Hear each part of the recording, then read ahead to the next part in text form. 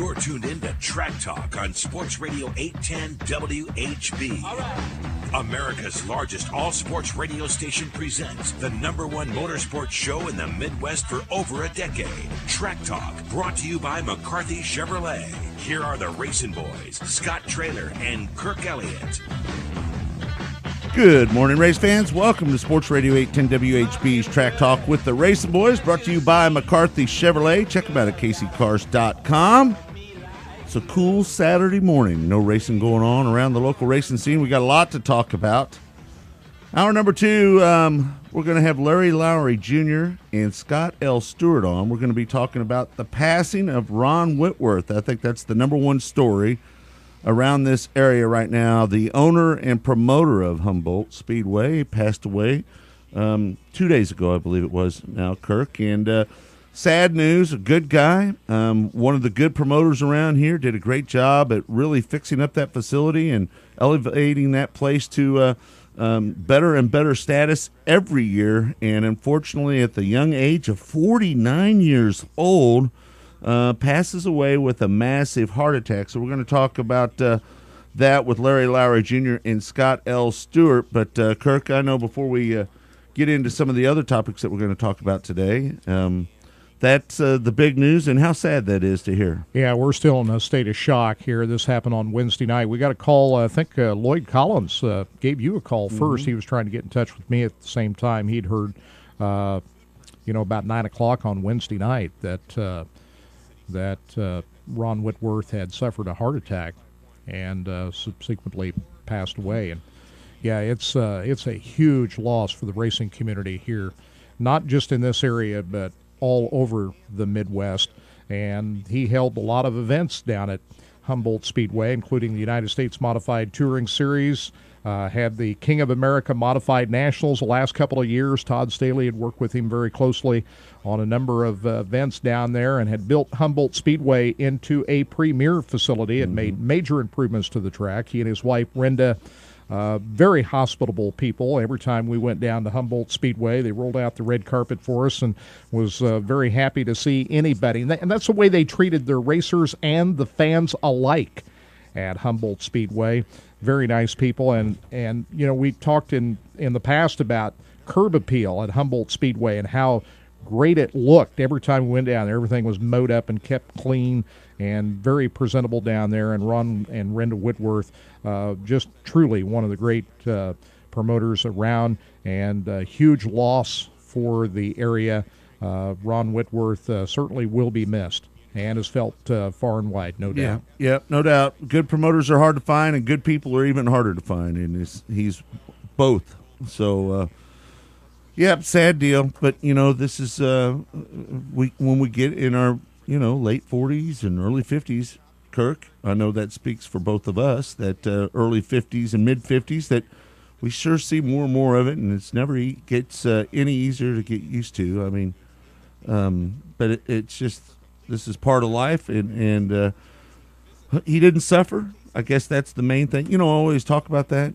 Gosh, you just wish that you had a chance to say goodbye to the ones that you love the most, And that's what I feel sorry for Ron's family, is that, it didn't have a chance maybe to say goodbye or say those words, if you were sick. So thoughts and prayers are out to Ron Whitworth's family, and hopefully they'll get through this process. And now tomorrow they're going to have visitations tomorrow afternoon, and then the funeral Monday afternoon. Is that correct? That is correct. 2 until 4 o'clock tomorrow afternoon in Chanute, Kansas. That was his home. There will be a visitation at the funeral home in Chanute. It is at the Penwell Gable Gibson Chapel in Chanute, Kansas, and funeral services on Monday afternoon at 2 o'clock at the First Baptist Church Good News Center, also in Chanute, Kansas. You can go to our website, RacinBoys.com. We've got a story up there and a link to the funeral home's website for more information. So thoughts and prayers to everybody. Thoughts and prayers. Whitworth family, great racing family. Had 2 sons that raced. Ron raced himself for a time. His father, Dwayne Whitworth, passed away a few years ago. He was a racer, so a true racer family.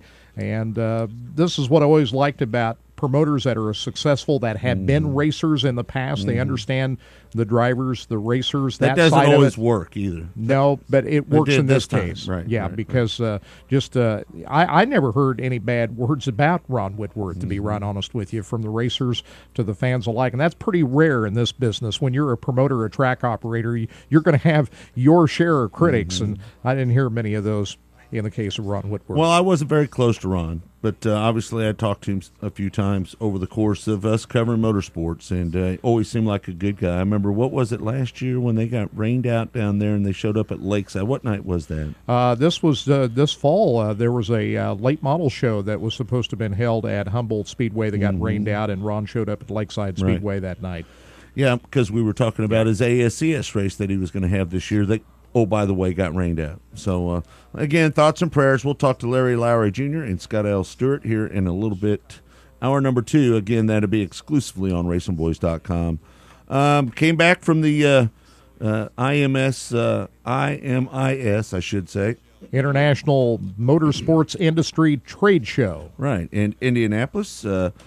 Right next to Lucas Oil Stadium. Forrest Lucas had their big press conference down there yesterday. It was a lot of fun to see Forrest and Bob Pattison and all the wigs from Lucas Oil, and had all the series there. We're going to have some clips up from that press conference down there as well. But I will tell you, folks, when it comes to the IMIS show, it's almost like going to heaven. It's kind of surreal. All the people that are there, all the grassroots racers, all the people that we identify with, unlike what I had the week before when I was down in Orlando, I feel Florida. like I was the only one that didn't attend this. You probably were the only one that didn't attend. Everybody else I know was there. Yeah. Well, your bed wasn't down there. That was the problem. No, I know you wanted to go, but we've got a lot of work going on behind the scenes for the Chili Bowl and Tulsa Shootout and everything that's going on for next year. We've got a lot of great announcements going to be coming up here before too long, so stay tuned for that. It's going to be a stellar year, 2013 for RacinBoys and some of the projects that we're taking on. So, but stay tuned for those announcements. Don't forget, Chili Bowl Nationals live on RacinBoys again for the 8th year, 2nd year for the Tulsa Shootout. You'll be able to listen to all of it on RacinBoys Radio. That's exclusively on RacinBoys.com. Chili Bowl, $9.95 all 5 nights, only $2 a night. Can't beat it. It's the biggest indoor race in the world, folks, and only place you can hear it is on the Lucas Oil Chili Bowl Nationals on RacinBoys, and the Tulsa Shootout, $6.95 for all 3 nights. So they can sign up now for that, right, Kurt?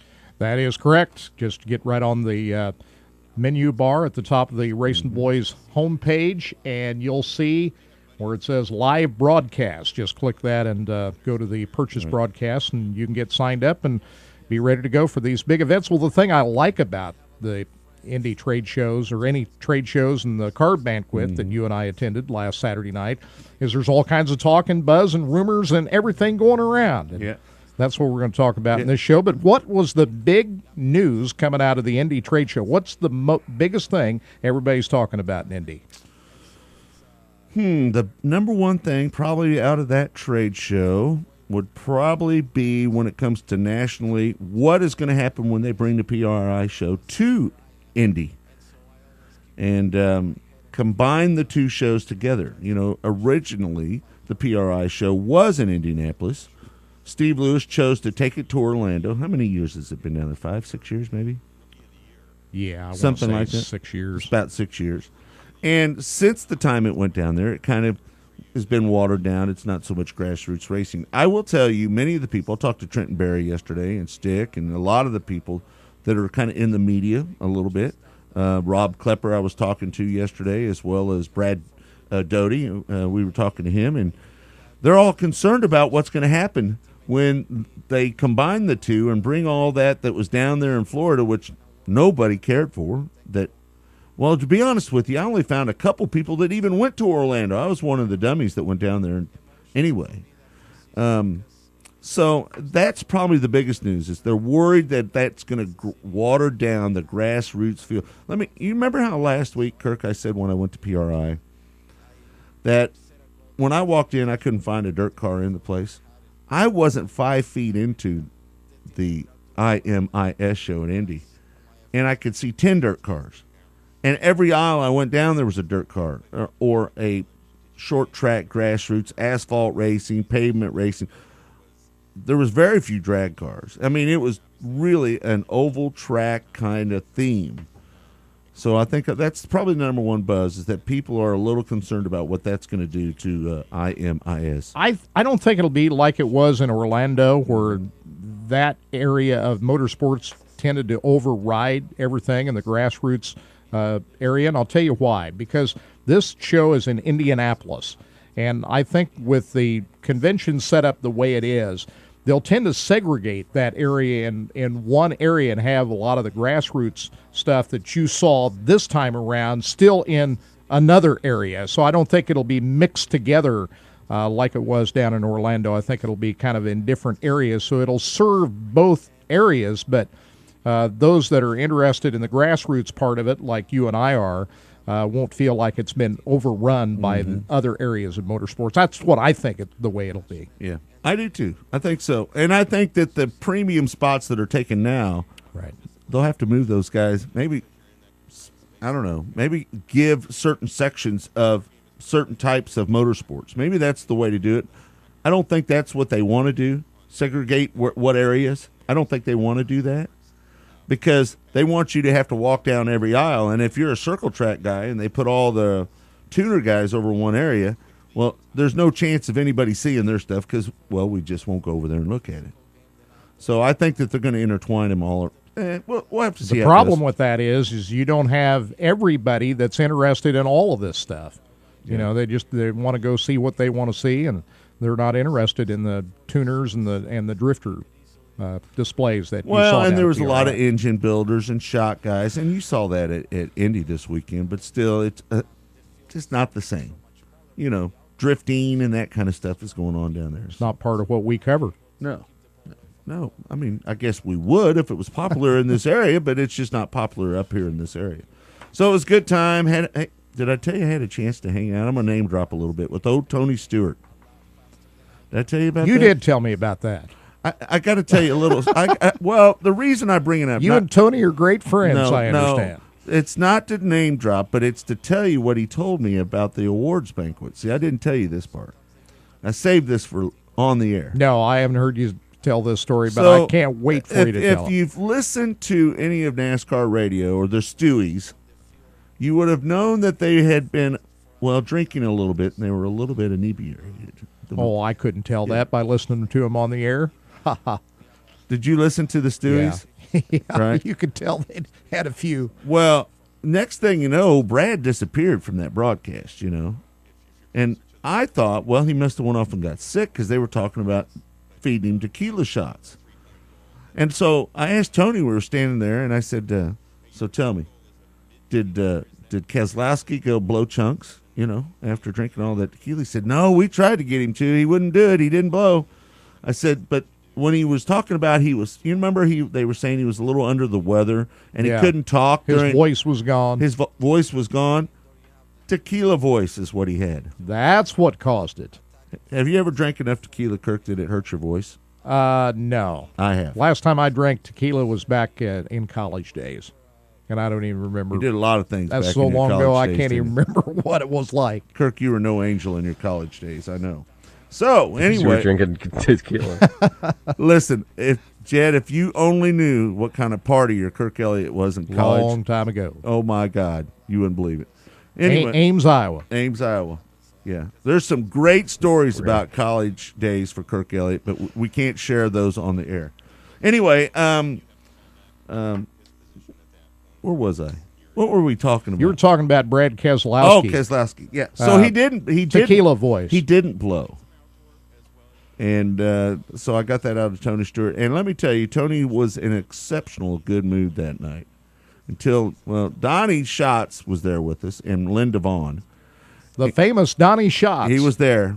But I'm not sure, I'll just put it this way. I'm not sure Donnie Schatz will remember that Scotty and I were there, if that says anything.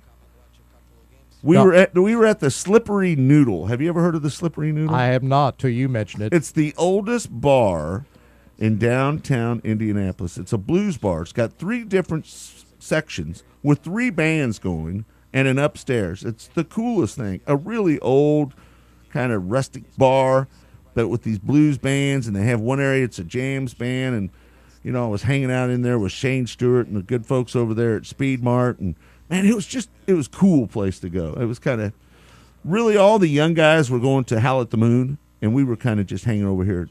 But it was packed. It was a lot of fun. So good times down there. It was great to see a lot of people that we only see when we go to Indy.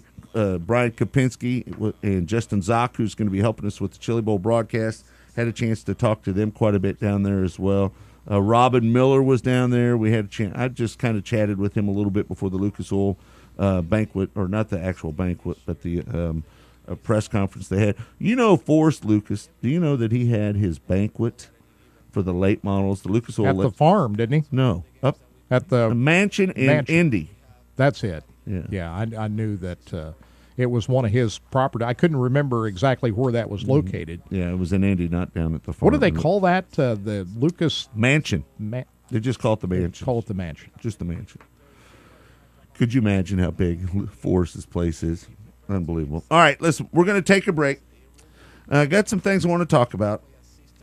Things that I'm not always comfortable talking about, but we're going to talk about, first of all, I want to talk about Carb. We went to the banquet last week, had a lot of fun there. That was good, seeing a lot of great friends. Different location this year, Adams Point Convention area out in Blue Springs. Right. And I also want to talk about Lakeside Speedway. There's some rumors running around about Lakeside, and we're going to address those rumors and talk. Well, you hear them a lot at the banquet, don't you? You hear a lot of things at the banquet. Well, we heard it before we went to the banquet. Let's be fair. But there was a theme going around at the trade show in Indy this weekend, and we're going to talk about that and more. We'll take your phone calls if you want to call in, 913-381-810. We have no guests lined up for hour number one, so at any moment, if you want to call in, talk about what we're talking about, if you have an opinion about it, we'd love to hear from you. 913-381-810, 913-381-810. We'll be back with more track talk with the RacinBoys on Sports Radio 810 in a moment. Stay tuned.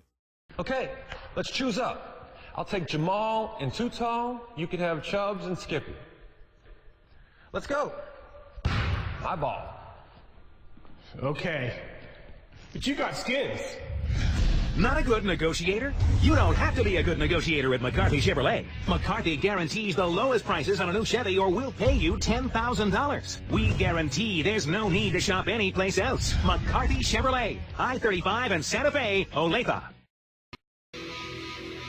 You're listening to Track Talk with the RacinBoys, brought to you by McCarthy Chevrolet in Olathe, or visit them online at McCarthyChevyKC.com.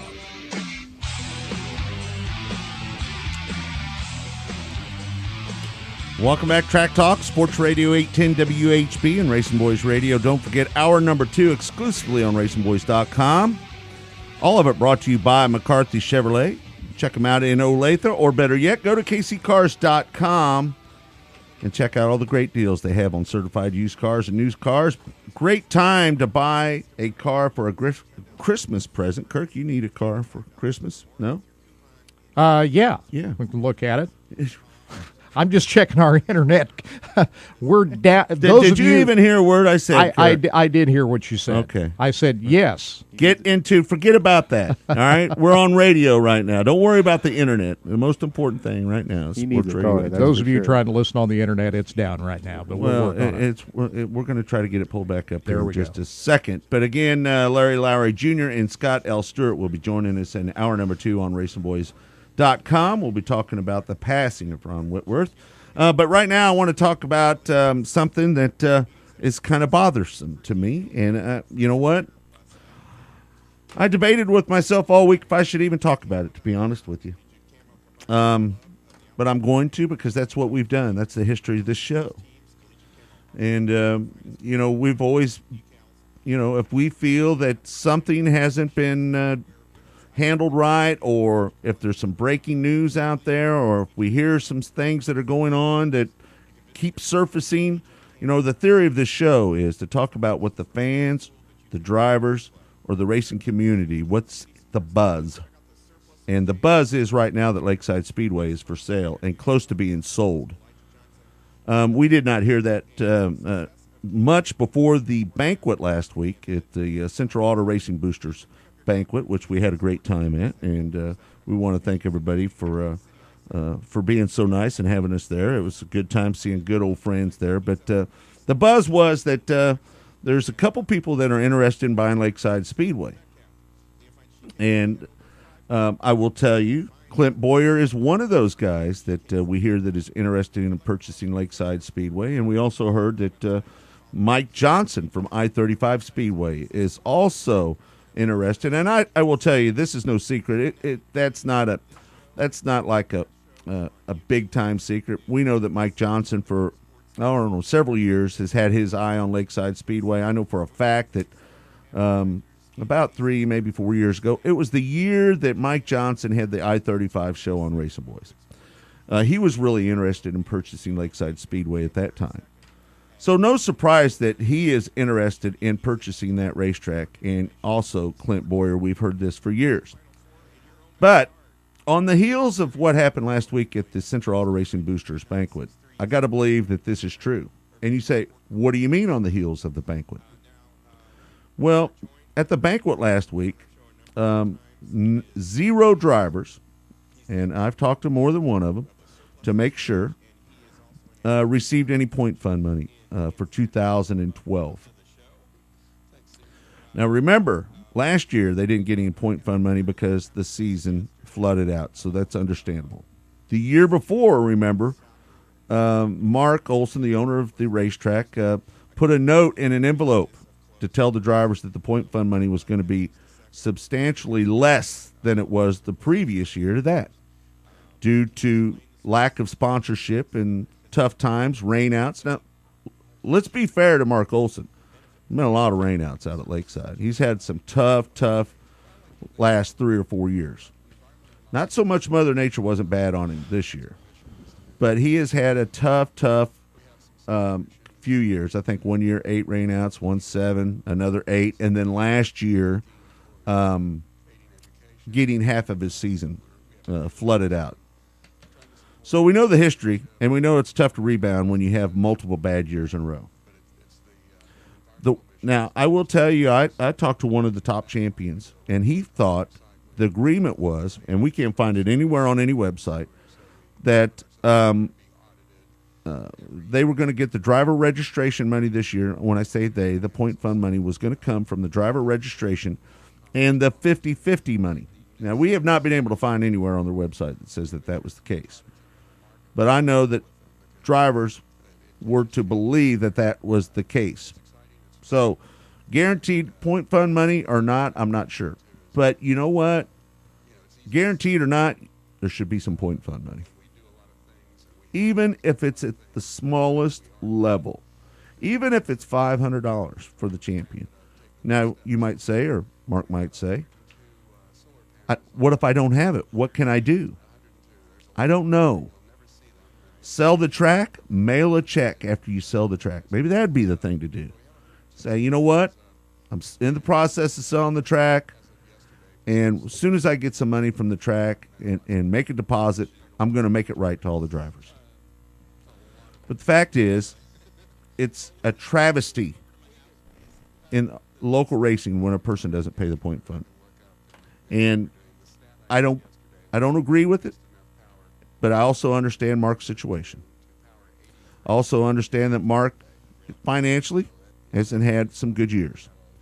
And let's be fair. We've talked about this as of the last several weeks, that Lakeside Speedway hasn't had the attendance that it once had.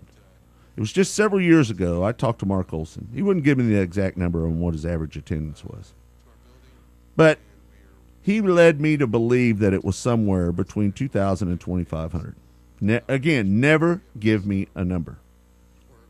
But I was kind of giving him, probably about 2,000, 2,500 a week. He says, yeah, that's pretty close. Whatever. He was vague about it, as promoters do. They never tell you how many. That's the number one sin of promoters, is to tell you how many people they've had in the grandstands. But I will tell you this. When we were out there filming RacinBoys TV, and I stood over there in turn 2 in the tower with the boys on the terrace over there, Greg Shiles, turn 2, I stood over there all night, watched all the way through up to the A mains, and went out a few times towards the end of last year. Folks, the attendance was way down. Not just a little down, way down. And we had a really hot summer this year, so that could have played into it as well. But there was probably a crowd the size of when it was asphalt racing. That's probably what the crowd was down to. Probably about 900,000, 1,100, somewhere in there. I'm not really good at judging that sometimes. But I would say between 900 and 1,100 people in the grandstands. Again, just about like what it was the last year in 1999 when it was asphalt prior to them putting dirt on it when Ted Carlson owned it in 2000. Mark purchased it in 2001. And, Kirk, I don't know what you think about all this, but, I feel sorry for Mark Olson. I'm not going to lie to you. I do feel sorry for the guy. He's had a tough road. But at the same time, right now I feel sorry for the drivers as well not getting the point fund, regardless if they were promised it or not. That's a technicality. We all know that racetracks should give out point fund money. Would you agree with that? I do, but in this case, I think that it's incomplete now, what the final verdict is on all of this. All we know is he just has yet to pay the point fund. Doesn't mean that he won't pay the point fund. He just has not yet paid it out. And until the season starts next year, and he hasn't paid it out, I'm not going to say a whole lot. Normally, you'd like to have the rate drivers get their point fund at least by banquet time. Apparently, that did not happen at the CART banquet last week. But I'm willing to hold out until the next race season starts. If the point fund still had not been paid out by that time, then we'll see what happens. But there is really nothing to report on the sale of Lakeside Speedway yet. No. As far as I'm concerned, Mark Olson is going to continue to run Lakeside Speedway until somebody steps forward and buys if and when that happens. As far as I'm concerned, Mark Olson will run Lakeside Speedway next year. They've got the new rules for 2013 already posted on their website. They've released a schedule for 2013. So until something happens that would indicate otherwise, Kurt. You have to do that. I'm going to assume that Mark Olson's going to continue to operate Lakeside Speedway, and I'm also going to assume that he's going to pay out last year's point fund before the start of the next racing season. Hold on. Why would you say that? Well, first of all, there is no indication of how much the point fund will be or how much the champion gets, nor has there been any specific amount promised to the champion or any other driver. But to say that he'll never pay the point fund out to the champions and the other drivers at Lakeside Speedway, I'm not sure about that. We'll see. If you were going to do that in the future, wouldn't you address that at the banquet? Well, at least communicate to your drivers what's going to happen. But I think that didn't happen. I think he doesn't know what's going to happen. I think he doesn't have all the funding to put out the point fund right now. And that's why he's got nothing to report. I think that's wishful thinking that they're going to get some point fund money. At the same time, he has never promised in print that a point fund would even be paid, much less how much a point fund would be. Well, the drivers were led to believe that this is registration and 50-50 money was going to be their point fund. Well, that was the understanding we remember a couple of years ago. No. I talked to champions as early as yesterday about this. And that's what So this isn't what we're not talking about 2 years ago. We're talking about now, the moment. Well, we know that Lakeside Speedway has a point fund based on sponsorship commitments and 50-50 money. And how much that is, we don't know. It depends on sponsorship money for the track and 50-50 money. You said that they based on what? Sponsorships of the racetrack. No. They were told that it wasn't sponsorships, that it was registration and 50-50 money. Well, money's there. I'm just going by what was there 2 years ago, that the point fund that they said that they weren't going to pay out in full. Remember when he put the notes in the Kirk, in the pay envelopes your and towards memory's the not end of real good. a couple of years ago, saying that he wouldn't be able to pay out the entire point fund money that year. It was based on, we talked to Mark at the time, it was based on sponsorships of the racetrack and 50-50 money. And driver registration money. But anyway, long story short is we're talking about Lakeside Speedway, the lack of the point fund money, the rumor that the racetrack is being sold. I don't know how far we were into it, where we dropped off at, but just want to say that I'm a little more sympathetic for Mark Olson because of his situation of last year and previous years. This year, not many rainouts. Mother Nature was not an issue this year, but attendance was down. Some people would blame the live television that was out there. Well, Mother Nature was an issue because of the hot weather, I think, cut the crowd down to a certain degree in the late part of the summer. July was tough. Yeah. And it was the year before, too, except it was rain. Anyway, I'm just saying, here's the rumor again that Clint Boyer and Mike Johnson both are interested in purchasing that racetrack. Maybe we should take a phone call from people and see what they think. 913-381-810, 913-381-810. If you had your druthers, Mike Johnson, Clint Boyer, that's a tough decision, really. A lot of people say it's a slam dunk. Let Clint Boyer buy it. He'll spend a lot of money fixing the place up. But Clint's not going to be here running the racetrack himself. I think it's a win-win either way. I think if Mike Johnson gets it, I think he'll do a good job. Makes me wonder what he would do with I-35 Speedway. Would he continue to promote two racetracks? It's a lot of work for one guy that's a businessman that also has to run his Johnson Ridge property up there off of 152. A nice housing addition up there. Plus he farms. So, running two racetracks and doing all he does might be difficult. I think he'd do a good job at it. I don't think there'd be a problem with him running it.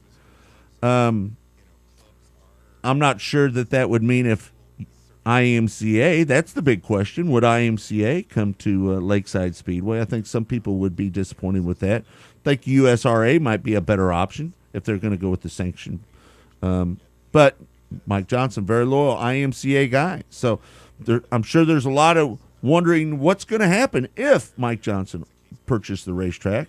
I got to believe if Clint Boyer purchases the racetrack, it's going to be kind of a USRA type open modified, a little more like a USMTS touring car. I would think that would be the case. I don't know. But I will tell you, at the car banquet, we were talking last week, we were at the car banquet, and that's when we first found out there was no point fund money. And I will say, and I've made mention to a couple people, just briefly, and I might have been Kirk, might have been one of them, I'm sure I did. Mark Olson, owner of Lakeside Speedway, didn't look like himself. He didn't? To me, he didn't look like himself.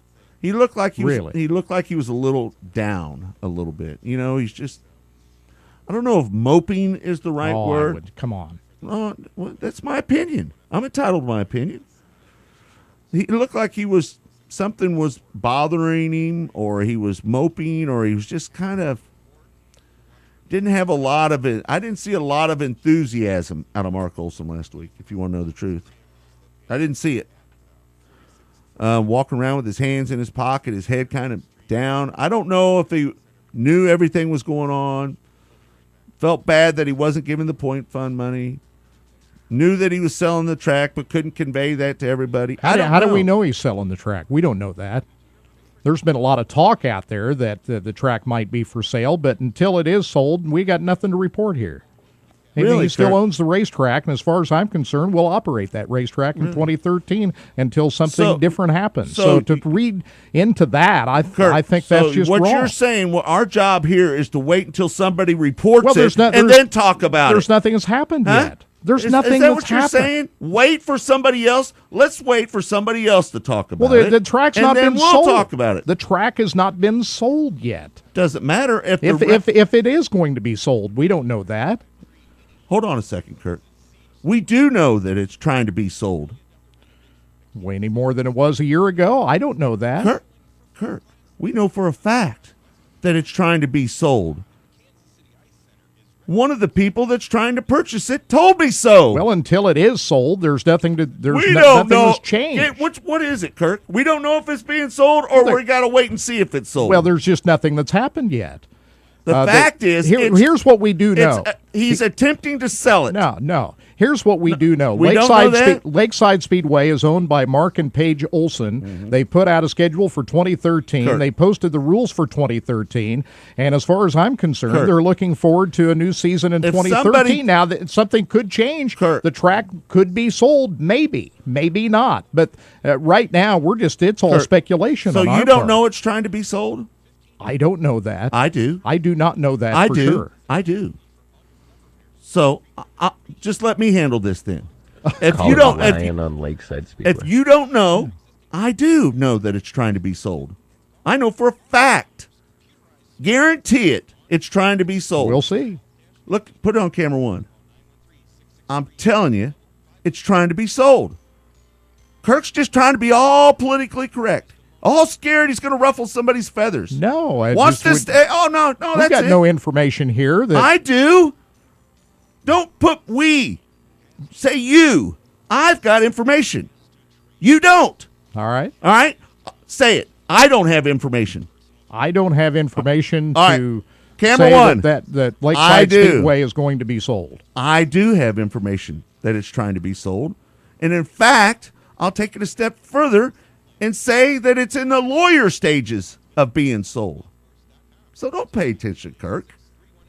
He's just trying to be freaking out. Freaking out. Scott's getting up on he could say something wrong here. The fact is, the rumor is rampant that Lakeside is trying to be sold. I hear all the same rumors you do. No. So. But I had one of the people that is trying to purchase the track tell me that. All right. All right? Well, until it's... And in fact, I had one of the people that's trying to purchase the track tell me it's in the lawyer stages. And we'll see if it happens. All right. So that's not a rumor. That's a fact. But as far as I'm concerned... because see, I'm calling you out because you said that this is just a rumor. It's not a rumor. It's a fact. It's a fact. Don't sit here and try to, we can't just talk about rumors. That's bull. It's a fact. We know for a fact. All right. Can I say a fact a couple more times? All right. All right. All right. Let's go to the phone. The track is still owned and operated by Mark and Paige Olson, and they're planning on running it next year. They are? Yes. Did they tell you that? Is that a fact? Well, hold on. Until something's different. No, Kirk. Did you just lay down a fact? Yes. Where'd you get your facts on that? That Mark Olson and Paige are planning on running the racetrack. Where'd you get that information? Did somebody tell you that? Did somebody tell you that?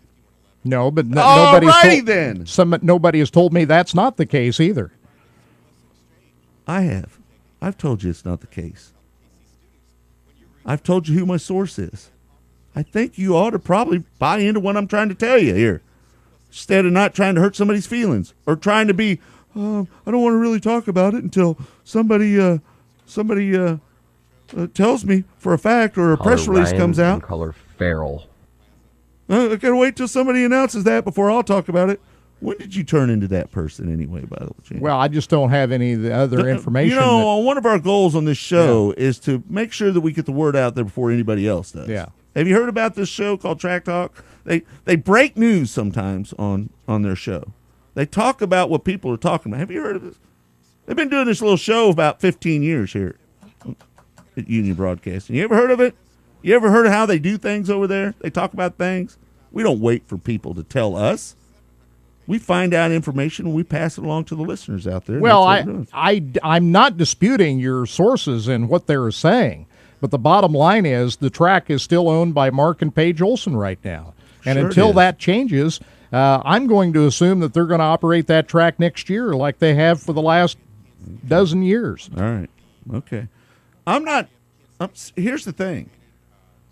If Mark and Paige Olson cannot afford to run the racetrack, or if it's got them down financially, I'm for them selling it. I don't have any problem with them selling it. I don't really know what their finances are. I don't either, but it's obviously not good. Kirk, we heard rumor that they had to cut some of the wages out there this year, employees' wages, right? They don't pay a point fund. They had to cut some of the employment wages out there. I've heard Mark publicly comment to people up there that, we're not getting rich out here. So the fact is that it's a strain on them. And you know what? If it's that big a strain, they need to get out. Hopefully they come out good, sell the racetrack for a decent amount of money, put some money back in their pocket, and enjoy the rest of their life. That's what we hope for. We'll see what happens. Yeah. Ryan, you're on with Scott and Kirk. Hey, Ryan. Are you saying you know for a fact, Scott? For a fact, I know. For a fact, you're absolutely sure about this? Yes, for a fact. I will tell you this. When I look back to the height of Lakeside, and I've only been here for 12 years, so I haven't gone back to the pavement and everything. But when I take a look at the height of Lakeside since I've been here, the downfall started as soon as they stopped the NASCAR sanctioning. I know some people say that. That's when you had guys from Nebraska, you had guys from Iowa coming down every week because they wanted that big money. You had that battle with John Allen and Tim Carrick when they were going from Lakeside. I hear you. Going down to Lake County. I get it. They don't. You take a look at the prize fund or the weekly payout for just for modifieds. There is no way you can pay $600 for a horsepower track. You can't do it. You're not going to get guys out there. You're going to get the selected ones. Ryan, let me say one thing about that. Right, what you just said right there. You pay them more, they spend more. You pay them less, they spend less. It's a fact. They spend less. The worst thing that's ever happened to dirt modified racing is big money purses, big money pay. That's the worst thing that's happened because you know what? Now a guy's paying $1,000 to win, or a guy's paying $750 to win. Unlike when the day, and listen, I'm not asking them paying $400 to win. I wouldn't ever want them to take money away from the drivers. But the fact is, once you start paying the $5,000 to win, to $10,000 to win, you see these races all over the country. USMTS paying $2,000, $2,500, $4,000, whatever it is. People start spending money.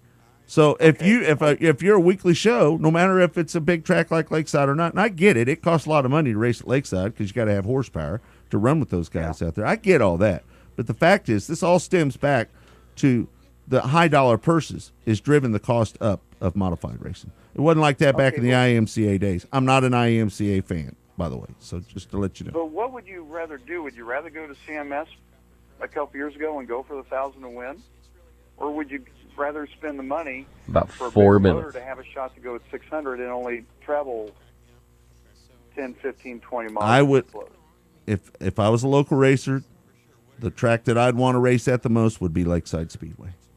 Okay, if you live halfway between CMS and Lakeside, where would you go? I'd go to Lakeside.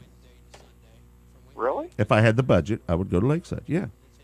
See, I'm just looking at the sense that if Olson's going to keep the track, he needs to sit back and look, when were we good? What was going on? Yeah, but Ryan, and I appreciate it. Ryan, thanks for the call. I've got to get another call in. But here's the fact. The fact is the rainouts is what's hurt Mark Olson worse. Mother Nature's hurt Mark Olson more than anything. And the flood. So let's don't blame it on Mark pulling the NASCAR sanction fee. That was like $40,000 I don't think that had anything to do with it. Oh, I don't. I think it hurt. I think there were some people that wanted that to continue, but the real problem is Mother Nature.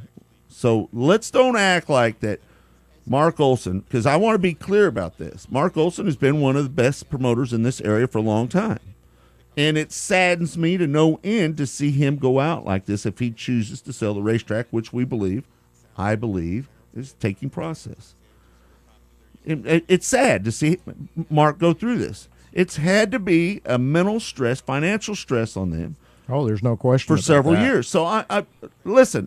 I'm not trying to make Mark look like he's some thief or some deadbeat promoter that we've seen here, like we saw out at I-70 and we've seen at other racetracks.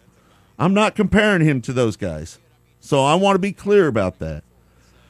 I'm disappointed that there wasn't a point fund or there wasn't a way to create a point fund. I understand it wasn't written. And I wish the best for Mark in his future endeavors if he does sell the racetrack. I hope that with the selling, he'll be able to recoup some of his losses and be able to live a normal life after that. I hope nothing but the best for Mark Olson. What we are reporting here is that there wasn't a point fund money and that the racetrack is being sold. or is attempting to be sold. Let's put it that way. It's in the process of being sold, and I know that for a fact. And as far as we know, every bit of the purse money, the weekly $0.90. purse money that was promised to the drivers, has been paid out by Lakeside Speedway. What's that? What'd you The say? purses, from the nightly purses, has been paid out. No doubt, no doubt. Only thing I wish Mark would have handled a little bit different is if there was going to be point fund later, say it.